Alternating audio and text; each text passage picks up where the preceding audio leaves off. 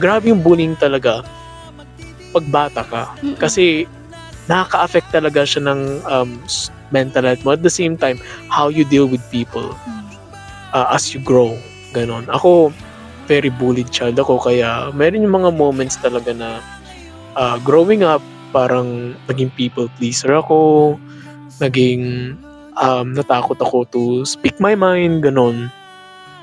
Kaya to everyone na nabubully dyan, huwag kayong dumiretso sa teacher, dumiretso kayo sa parents nyo. So, iba yung parents pag sila nagsasalita. Oo. Wala na si nanay nyo. Oo. Pero alam nyo guys, sa college ngayon bullying only happens pag first year and second year. Kasi yung mga yan, fresh from high school pa, pero pag mga third years, fourth years, ay, wala kaming pakina sa buhay ng mga ibang tao. Diba meron yung meron yung nangyari nung first year. Ako. Pero